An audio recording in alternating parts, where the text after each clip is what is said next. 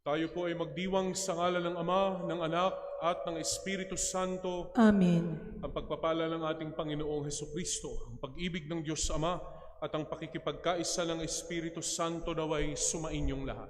At sumayo rin. Mga kapatid, tulad ni Solomon, sa Diyos tayo ay humiling ng isang pusong maunawain at marunong kumilala sa masama at magaling. Upang maging marapat tayong gumanap sa banal na pagdiriwang, aminin natin ang ating mga kasalanan. Panginoong Hesus, Ikaw ay maamo at mababang loob. Panginoon, kaawaan mo kami. Panginoon, kaawaan mo kami. Hesukristo, Ikaw ang naghahasik ng mabuting binhi. Kristo, kaawaan mo kami. Kristo, kaawaan mo kami. At Panginoong Hesus, Ikaw ang karunungan ng Diyos. Panginoon, kaawaan mo kami. Panginoon, kaawaan mo kami. Kaawaan nawa tayo ng makapangyarihang Diyos, patawarin tayo sa ating mga kasalanan at patnubayan tayo sa buhay na walang hanggan. Amen. Papuri sa Diyos sa kaitasan.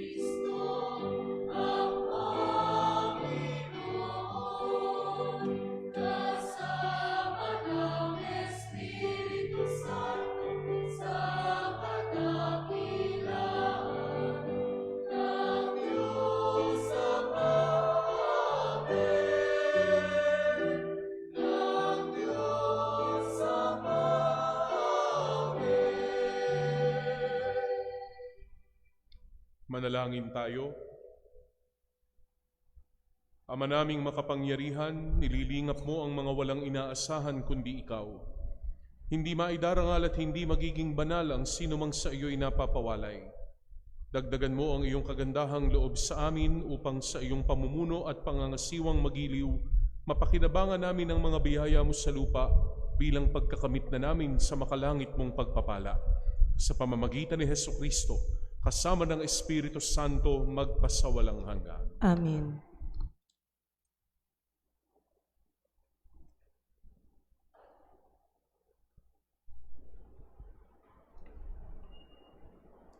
Ang salita ng Diyos mula sa unang aklat ng mga hari. Noong mga araw na iyon, ang Panginooy napakita kay Solomon sa panaginip. Ano ang ibig mong ibigay ko sa iyo? Sabihin mo, wika sa kanya. Sumagot si Solomon, Panginoon, aking Diyos, ginawa mo akong hari bilang kahalili ng aking amang si David. Bagamat ako'y bata pa't walang karanasan, pinamuno mo ako sa iyong bayan, sa bayang ito na hindi na mabilang sa dami. Bigyan mo ako ng isang pusong maunawain at marunong kumilala ng masama at magaling. Sapagkat sino ang maaaring maghari sa bayang mong ito na napakalaki? Ikinalulugod ng Panginoon ang hiling ni Solomon, kaya't sinabi sa kanya, Yamang hindi ka humiling para sa iyong sarili ng mahabang buhay o kayamanan o kamatayan ng iyong mga kaaway, kundi ang hiniling mo'y pagkaunawa at katalinuhang humatol. Ipinagkakaloob ko sa iyo ang hiniling mo. Binibigyan kita ng karunungan na walang kapantay, maging sa mga nauna, maging sa mga susunod pa sa iyo. Ang salita ng Diyos. Salamat sa Diyos. Iniibig ko ng lubos, tanang utos mo, Poong Diyos. Iniibig ko ng lubos, tanang utos mo, Poong Diyos. Ikaw lamang, Panginoon, ang lahat sa aking buhay. Kaya ako'y nangangakong susundin ng kautusan. Higit pa sa ginto't pilak nitong buong sanlibutan, ang mabuting idudulot ng bigay mong kautusan. Iniibig ko ng lubos, tanang utos mo, Poong Diyos. Alawin mo sana ako niyang pag-ibig mong lubos, katulad ng binitiwang pangako sa iyong lingkod. Sa akin ay mahabag ka at ako ay mabubuhay. Ang lubos kong kasiyahay nasa iyong kautusan. Iniibig ko ng lubos, tanang utos mo, Poong Diyos. Mahigit pa kaysa ginto, pag-ibig ko sa iyong aral. Mahigit pa kaysa gintong binuli at dinalisay, kaya'y iya'y tutuntunin mo ang siya kong sinusunod, pagkat ako'y namumuhi sa anumang gawaing buktot. Iniibig ko ng lubos, tanang utos mo, Poong Diyos. Lubos akong humahanga sa bigay mong mga turo, iya'y aking iingat at susundin ng buong puso. Ang liwanag ng turo mo'y nagsisilbing isang tanglaw, nagbibigay dunong ito sa wala pang karanasan. Iniibig ko ng lubos, tanang utos mo, Poong Diyos.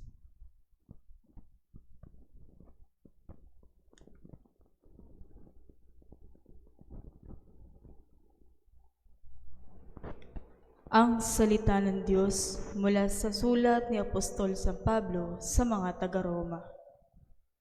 Mga kapatid, alam nating sa lahat ng bagay, ang Diyos ay gumagawang kasama ang mga nagmamahal sa Kanya, ang mga tinawag ayon sa Kanyang panukala, sa Kanyang ikabubuti.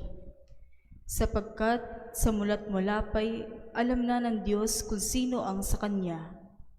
Ang mga ito'y itinalaga niyang maging tulad at Kanyang anak. At sa gayon, naging panganay natin siya. At ang mga itinaga niya noong una pa ay Kanyang tinawag. Ang mga tinawag niya ay Kanya ring pinawalang sala, at ang Kanyang mga pinawalang sala ay Kanya namang binigyan ng karangalan. Ang salita ng Diyos. Salamat sa Diyos.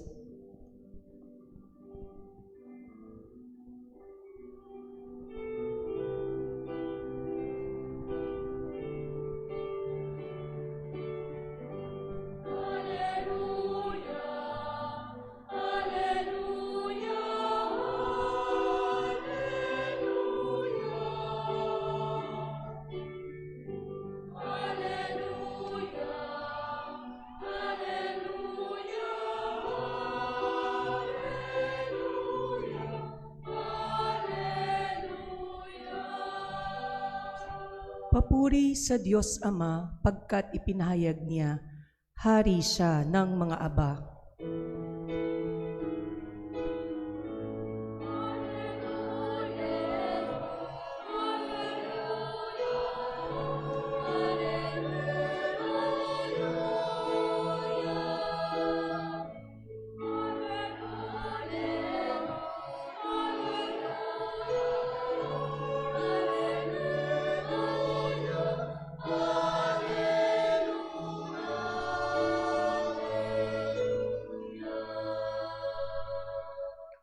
Sumainyo ang Panginoon. At sumaya rin. Ang mabuting balita ng Panginoon ayon kay San Mateo. Papuri sa iyo, Panginoon.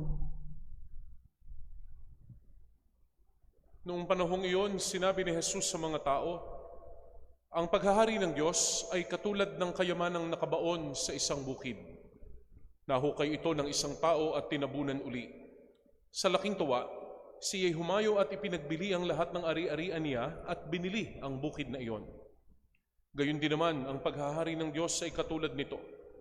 May isang mangangalakal na naghahanap ng mamahaling perlas. Nang makakita ng isang perlas na napakahalaga, siya'y humayo at ipinagbili ang lahat ng kanyang ari-arian at binili iyon. Ang mabuting balita ng Panginoon. Pinupuri ka namin, Panginoong Hesukristo.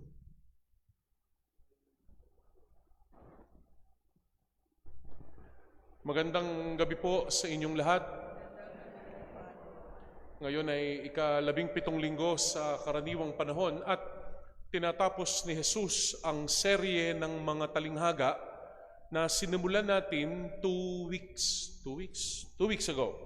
Mula doon sa talinghaga ng manghahasik hanggang doon sa talinghaga ng trigo at ng mga damo. At ngayon ay tatlong talinghaga ang sinasabi niya. Ang binasa lang natin ay yung shorter version. Ang talinghaga ng kayamanang nakabaon sa bukid, ang talinghaga ng perlas na mamahalin, at ang talinghaga ng lambat na kumakaladkad sa seafloor at nakunghuli ng iba't ibang uri ng isda at pinaghiwalay sa huli. Pero ito yung ating binasa, yung dalawang talinghaga tungkol sa kayamanan at sa perlas na mamahalin. Pero sa unang pagbasa, mula doon sa unang aklat ng mga hari, narinig natin ang pag-uusap ng Diyos at ni Haring Solomon. Si Haring Solomon, kilala natin sa kanyang natatanging katangian na siya ay marunong at matalino. Dito nakita natin kung papaano niya ito nakamit. Kasi sabi pala ng Diyos sa kanya, ano nais mo? Anong gusto mong hilingin sa akin? Ngayon, yung kanyang sagot ay napakaganda. Anong gustong ipakita sa atin ito? Ano ang hiniling niya? Ang hiniling niya ay isang pusong maunawain at marunong tumingin sa mabuti at sa masama. Kasi hindi naman naging marunong si Solomon noong pagkakataong kinausap lang siya ng Diyos. He is wise. He has been wise. Kasi kung hindi siya marunong at matalino, hindi siya hihiling nito. And what makes him wise is he realized the only thing that he needed. Sabi niya, Panginoon, ginawa mo kong hari, kahalili ng aking ama, kahit na ako'y napakabata at walang karanasan. Ang bayan mo, napakalaki, hindi mabilang sa dami. Pinamuno mo ako ng bayan mo. Ngayon, ang dunong nitong si Solomon ay nandoon sa kanyang realization na para mapamunuan ko itong napakalaking bayan na bigay mo sa akin, isa lang ang kailangan ko. Isang pusong kamukha ng sa iyo. Isang pusong maunawain, marunong, mapagpatawad, puso mo ang gusto ko. Kaya siya marunong because He knew what matters most. Hindi ba tunay na karunungan yon? Yung alam mo kung ano ang mahalaga sa buhay. Bakit? Kasi kapag ganun, iimpluwensyahan nito lahat ng magiging mga desisyon, pagpapasya mo, lahat ng iisipin, sasabihin, sasaloobin, lalo tigit lahat ng ikikilos at gagawin mo. Hindi mo ito itutuon sa mga bagay na alam mo namang hindi mahalaga. Hindi mo sasayangin ng oras, panahon, lakas, yung buhay mo, yung atensyon, yung iyong pag-ibig sa mga bagay na hindi naman talaga importante. Kaya ang karunungan talaga rito, nakita ni Solomon yung pinakamahalagang bagay. Ganon din yung gusto kong maging koneksyon nito doon sa Ebanghelyo. Partikular yung pangalawang talinghaga. No? Yung isang mangangalakal, yung merchant, na naghahanap ng isang mamahaling perlas. At nung natagpuan niya ito, pinagbili niya yung kanyang ari-arian upang mabili itong perlas na ito. Ang nakita ba niya ay maraming perlas? Hindi. Isa lang. One pearl. Isang perlas lang. Sabi ng Panginoon, ito ay katulad, ang mamahaling perlas na ito ay yung paghahari ng Diyos, biyaya ng Diyos, ang Diyos mismo. Na kapag nakita mo pala yung pinakamahalaga sa lahat, aalisin ito yung mga huwad na halaga ng ibang mga bagay na pinahahalagahan mo sa iyong buhay. Delikado kasi yung kalat na priorities, kalat na pagpapahalaga sa iba't ibang mga bagay. Kahit sa simpleng mga ginagawa at mga desisyon natin. Delikado yung nauubos ka sa mga bagay na hindi naman talaga importante at mahalaga. Kahit nga halimbawa, sa pamimili, no? Kayo po ay nag-online shopping siguro, no? Bumibili sa online. Ano yung mga sale doon? July 7, 7/7, no? Minsan wala ka namang bibilin. Ano ginagawa mo? Nag-i-scroll, naghahanap, no? Sayang 7/7 eh. Ang problema, may 8/8 din eh. May 9/9, may 12/12 eh. Tapos sa susunod na taon, ganyan ulit. No? Hindi mo naman kailangan, nung nakita mo lang, no? Parang, ito kasi gagawin yan. It will make you believe that you are lacking something. Na mayroong kulang. Ba't wala ka pa nito? Di ba ganun yung sinasabi ng mga nag-online, ng mga nagla-live, no? Mima, baka wala ka pa. Ba't wala ka pa nito? Ba't di ka pa bumibili nito? Ay, nako, sinasabi ko sa iyo, ay, kung wala ka pa nito, ay, nako. No? It creates, para bang they are trying to create the need for that product that they are trying to sell. Tayo naman, dahil nga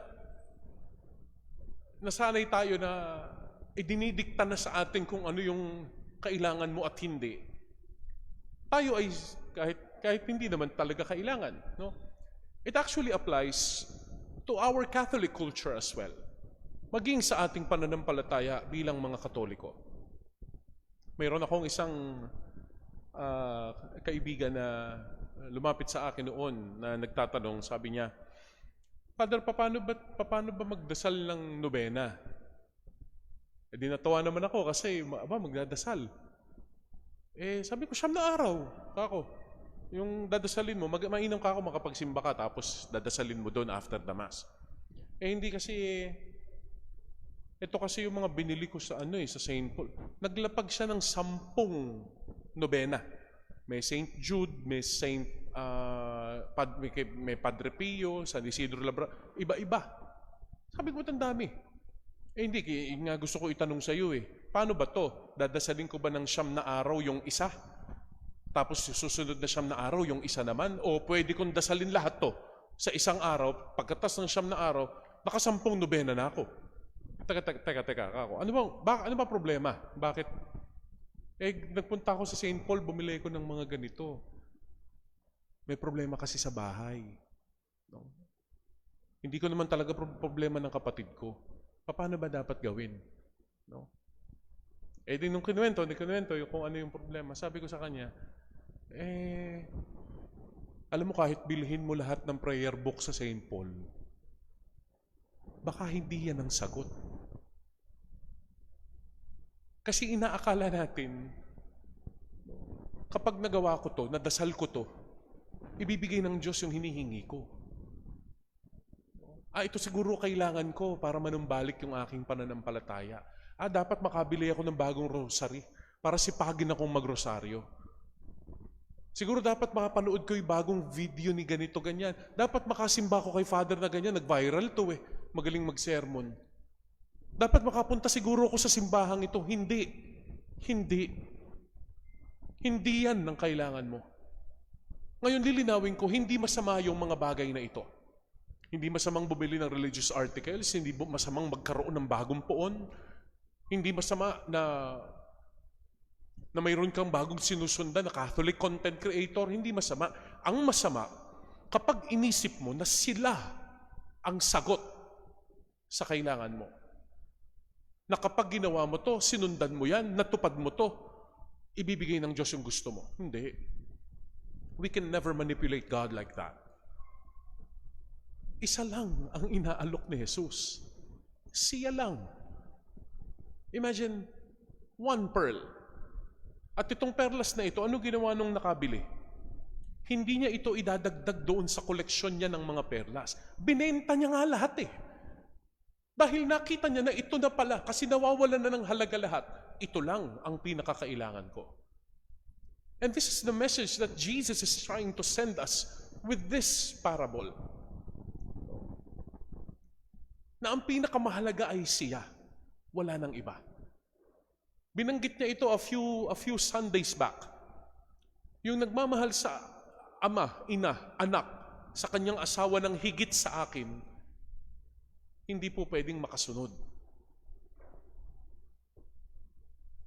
Ito ngayon ang ipinapaalala sa atin ng Panginoon that He is the most important of all. No? Ngayon, ibig sabihin ba, kailangan ba namin, Father, ibenta lahat ng pag-aari namin? Kailangan bang iwan namin ang lahat? Hindi. Ang nais ng Panginoon, siya ang ituring nating pinakamahalaga that would influence everything in our lives. Yung binanggit ko kanina, lahat ng desisyon, pagpapasya, iniisip, sinasabi at ginagawa. At ipagkakait ba ng Panginoon yung ibang mga bagay? Hindi. Hindi ba sinabi niya rin ito sa atin? You seek first the kingdom of God, and all of these things will be added unto you. Ang kaharian ng Diyos, ang lahat ng tungkol sa Diyos, kapag inuna, lahat ng bagay ipagkakaloob at idadagdag ng Diyos sa iyo. Ang nais ng Panginoon, maging matalino tayo sa paanong paraan for us so that we may realize kung ano ang pinakamahalaga sa lahat. Kaya itong si Solomon, ano ginawa sa kanya ng Panginoon? Nung humiling siya ng karunungan, ng isang pusong kamukha ng sa Diyos, sige, yan ang gusto mo ha. Yan na lang bibigay ko sa iyo. Wala na ha. Hindi. Ano sabi ng Panginoon sa kanya? Dahil iyan ang hiniling mo. Ang dinasal mo ay para sa pamumuno mo. Hindi para sa kanyang sarili. Bibigyan pa rin kita ng kayamanan at ng mahabang buhay. Dahil nakita ni Solomon ang mahalaga. Ang nag-iisang mahalaga sa buhay. Ito rin nawa ang mabuksan sa atin na ang hinihingi ng Panginoon sa atin ay ang kabuuan ng ating pagkatao. Kasi yung mga ginagawa natin, no, yung pagiging performative natin even sa pananampalataya, hindi yan papasa sa Panginoon. Dito papasok yung pangatlong talinghaga na hindi natin binasa. Ano ba yung pangatlo? Yung pangatlong talinghaga nga ay yung paghahari ng Diyos ay katulad ng isang malaking lambat na inihagi sa dagat at nakahuli ng sari-saring isda. Doon sa sari-saring isda, magkakasama dyan lahat. Yung tapat, mabuti, masama, sinungaling, gumagawa ng masama, mapagmahal sa kapwa, lahat magkakasama.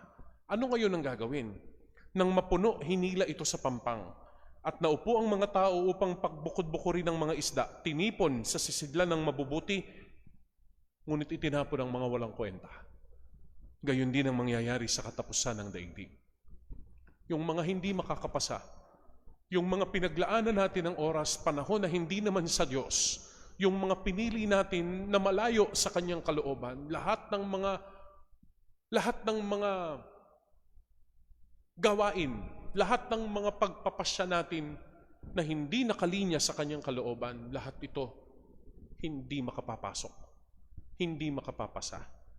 Pinapaalala ngayon ng Panginoon, kilalanin ninyo ano at sino ang tunay na mahalaga sa inyong buhay.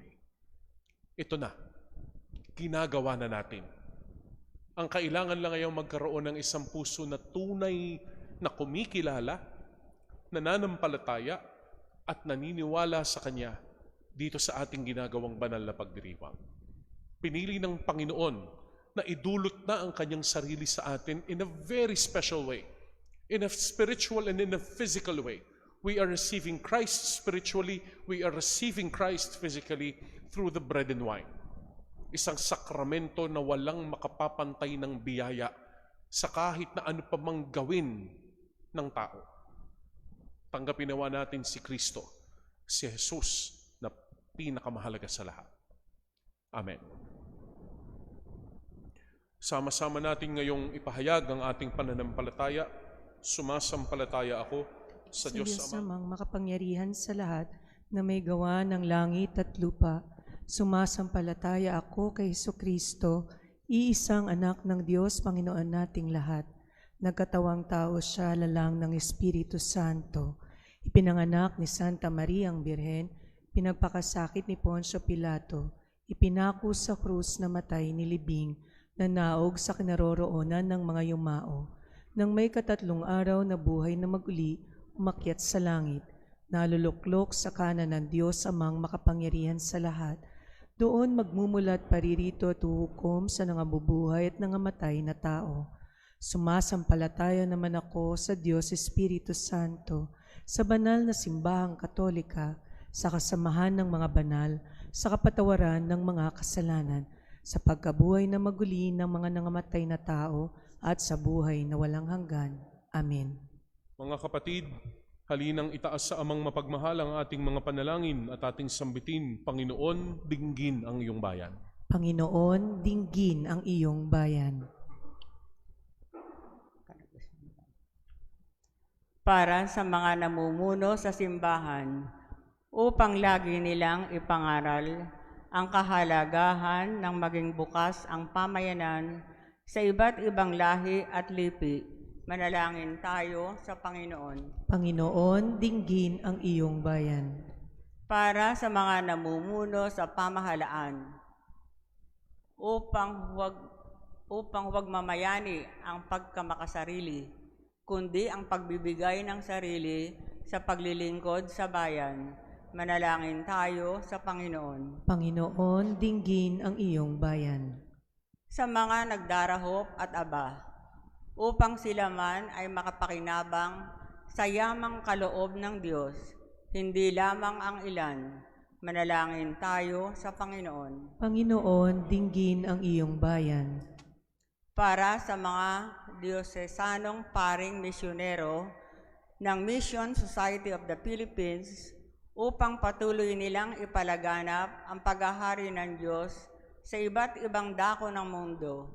Manalangin tayo sa Panginoon. Panginoon, dinggin ang iyong bayan.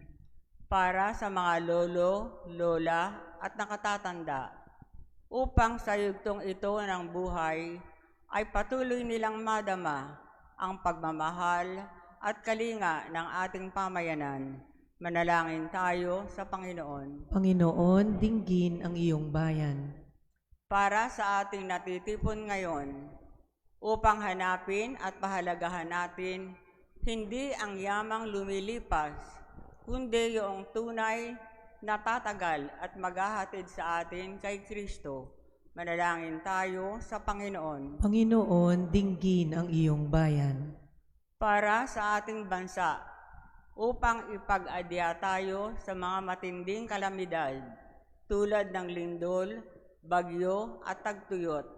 Manalangin tayo sa Panginoon. Panginoon, dinggin ang iyong bayan. Para sa mga kapatid nating yumao, upang makamit nila ang paghahari ng Diyos sa buhay na walang hanggan. Manalangin tayo sa Panginoon. Panginoon, dinggin ang iyong bayan. Amang maawain, dinggin ang aming panalangin, hanapin nawa namin sa mga bagay sa daigdig ang yamang maghahatid sa paghahari ng iyong anak na si Jesucristo, na aming Panginoon magpasawalang hanggan. Amen.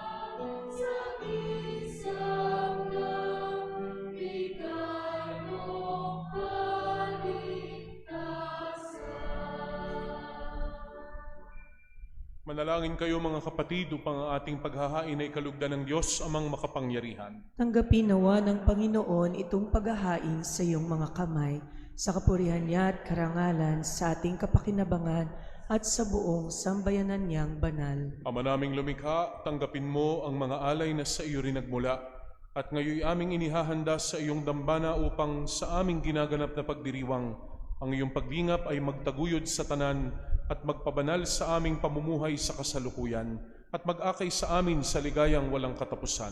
Sa pamamagitan ni Jesucristo, kasama ng Espiritu Santo, magpasawalang hanggan. Amen. Sumainyo ang Panginoon. At sumayo rin. Itaas sa Diyos ang inyong puso at diwa. Itinaas na namin sa Panginoon. Pasalamatan natin ang Panginoong ating Diyos. Marapat na siya'y pasalamatan. Ama naming makapangyarihan, tunay ngang marapat na ikaw ay aming pasalamatan. Nasa iyo ang aming buhay, pagkilos at pag-iral. Sa pamumuhay namin araw-araw, tinatamasa namin ang iyong pagmamahal. Sa pag-ibig mong ipinunla sa sangkatauhan, ang Espiritu Santo ay unang aning bigay ng anak mong naglagak sa amin ang katiyakang nakalaang mabuhay kami sa piling mo kailanman. Kaya kaisa ng mga anghel na nagsisiawit ng papuri sa iyo, nang walang humpay sa kalangitan, kami nagbubunyi sa iyong kadakilaan.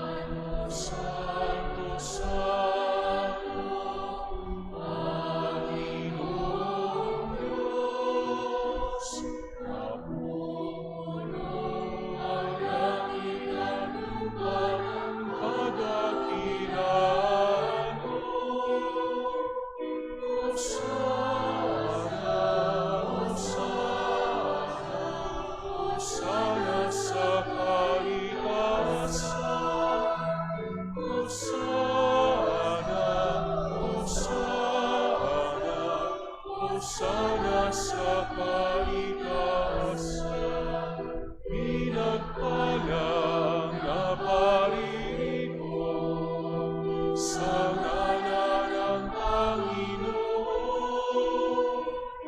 Hosana, Hosana, Hosana sa kaitaasan, Hosana. Hosana sa kaitaasan.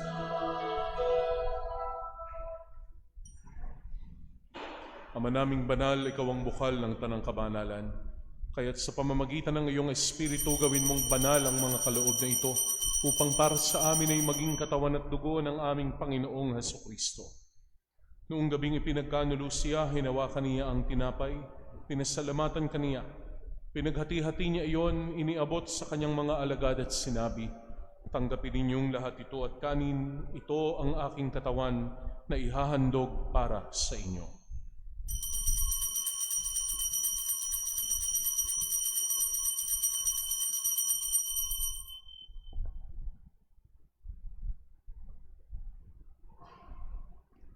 Gayun din naman ang matapos ang hapunan, hinawakan niya ang kalis, muli kanyang pinasalamatan. Iniabot niya ang kalis sa kanyang mga alagad at sinabi, "Tanggapin ninyong lahat ito at inumin. Ito ang kalis ng aking dugo ng bago at walang hanggang tipan. Ang aking dugo na ibubuhos para sa inyo at para sa lahat, sa ikapagpapatawad ng mga kasalanan. Gawin ninyo ito sa pag-alaala sa akin."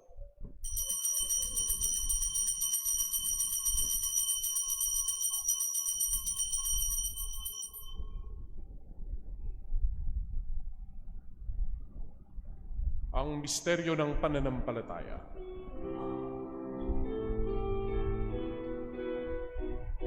Sa puso at pagkabuhay, langit inutos mong tunay. O Jesus, naming mahal, iligtas mo kaming tanan.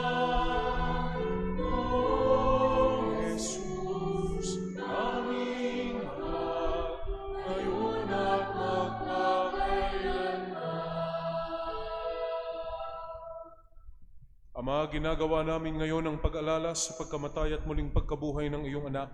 Kaya tiniaalay namin sa iyo ang tinapay na nagbibigay buhay at ang kalis na nagkakaloob ng kaligtasan. Kami nagpapasalamat dahil kami iyong may narapat na tumayo sa harap mo para maglingkod sa iyo. Isinasamo namin kaming magsasalo-salo sa katawan at dugo ni Kristo ay mabuklod sa pagkakaisa sa pamamagitan ng Espiritu Santo. Ama, lingapin mo ang iyong simbahang laganap sa buong daigdig. Puspusin mo kami sa pag-ibig. Kaisa ni Leon na aming Santo Papa at ni Dennis na aming Obispo at ng Tanang Kaparian. Alalahanin mo rin ang mga kapatid naming nahimlay na may pag-asang sila'y muling mabubuhay, gayon din ang lahat ng mga pumanaw. Kaawaan mo sila at patuloyin sa iyong kaliwanagan. Kaawaan mo at pagindapatin kaming lahat na makasalo sa iyong buhay na walang wakas. Kaisa ng mahal na Birheng Maria na Ina ng Diyos, ni San Jose na kanyang kabiyak ng puso, kaisa ng mga apostol at ng lahat ng mga banal na namuhay dito sa daigdig ng kalugod-lugod sa iyo, maipagdiwang nawa namin ang pagpupuri sa ikararangal mo sa pamamagitan ng iyong anak na aming Panginoong Hesukristo. Sa pamamagitan ni Kristo kasama niya at sa Kanya, ang lahat ng parangal at papuri ay sa iyo, Diyos amang makapangyarihan, kasama ng Espiritu Santo magpasawalang hanggan.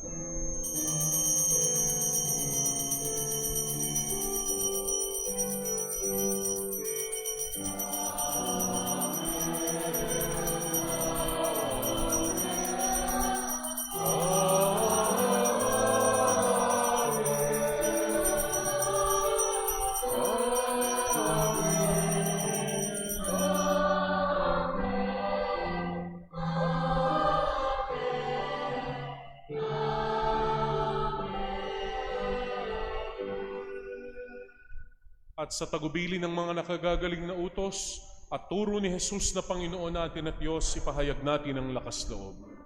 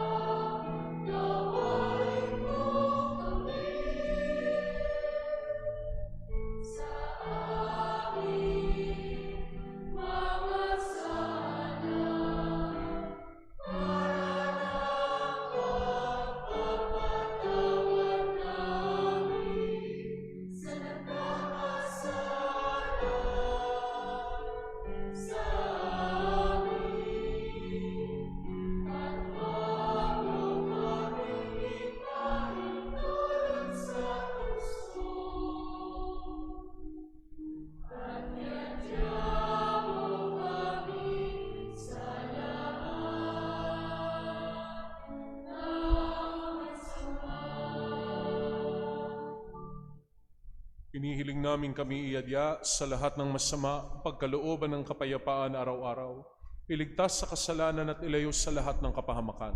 Samantalang aming pinananabikan ang dakilang araw ng pagpapahayag ng tagapagligtas naming si Hesukristo.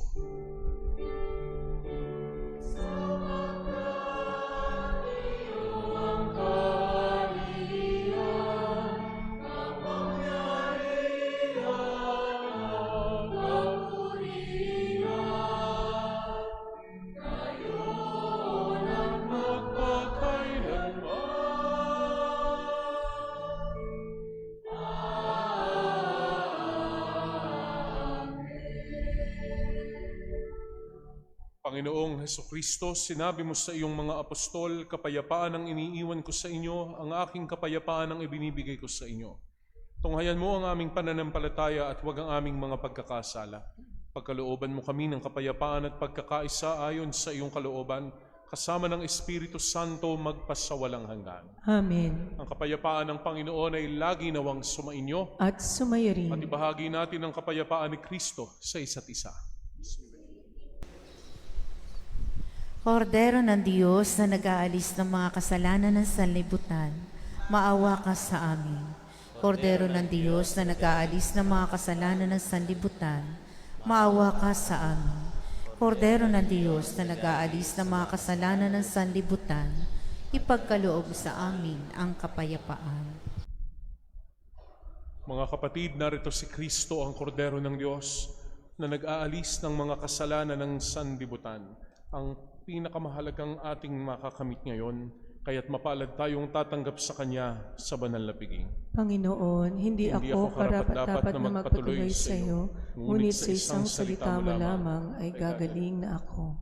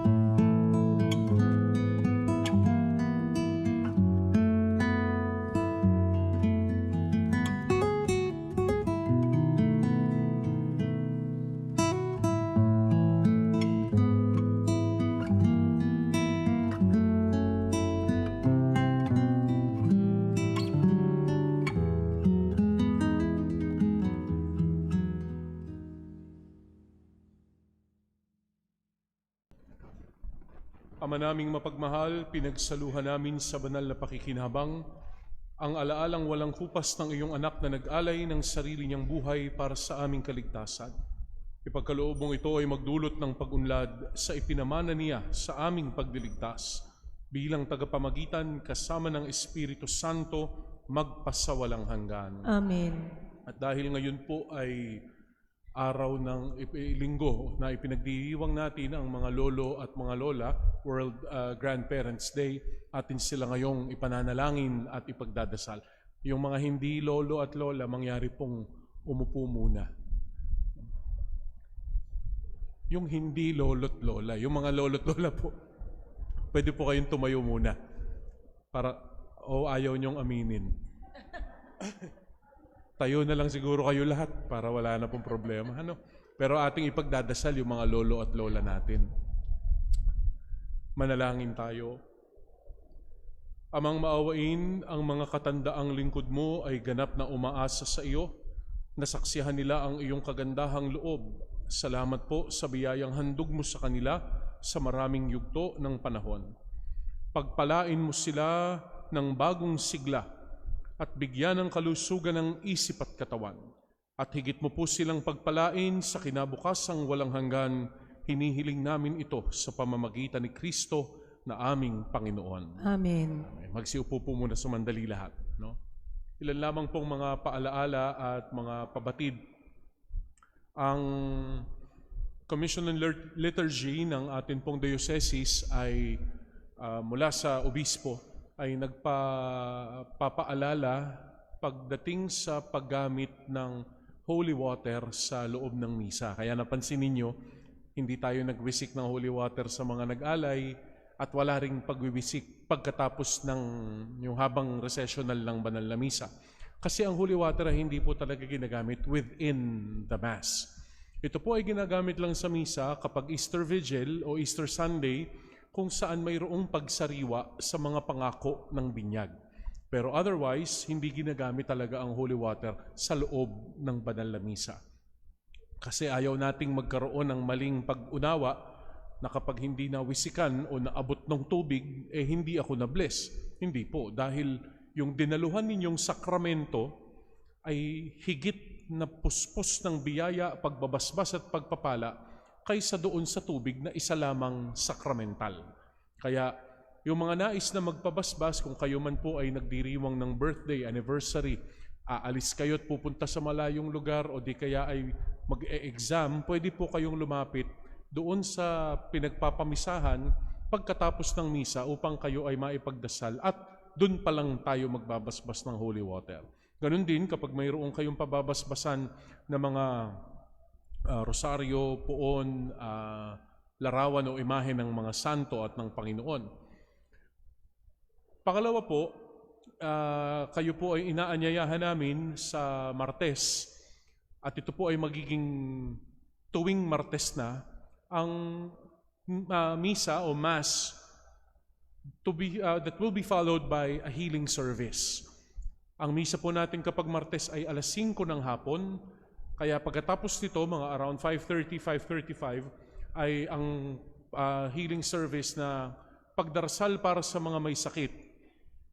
Kaya hinihiling na lahat po ng may karamdaman na makapupunta pa o di kaya may ipinagdarasal na mga mahal sa buhay na may karamdaman ay maaari pong pumunta. Dalhin ninyo ang inyong mga prayer booklets, rosaryo, lahat ng pati larawan ng mga mahal ninyo sa buhay na may sakit at nasa malayo. Lahat ito ay atin pong babasbasan. At pagkatapos susundan ito ng pagpapahid po ng banal na langis, no? This time ang gagamitin po natin ay exorcised oil. Ito po ay para sa lahat ng dadalo sa araw po na iyon. No po, at kayo ay amin pong inaanyayahan.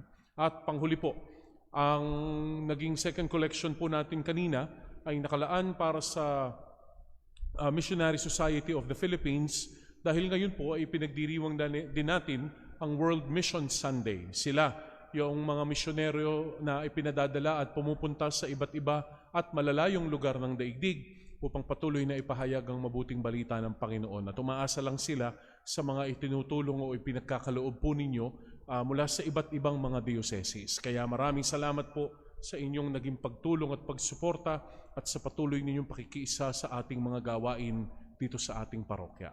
Magsitayo po tayo. At sumainyo ang Panginoon At sumayo rin at pagpalain po kayo ng makapangyarihan at mapagmahal na Diyos Ama, Anak at Espiritu Santo. Amen. Pumayo kayo sa kapayapaan at pag-ibig at patuloy na maging mulat sa tunay na mahalaga. Salamat sa Diyos.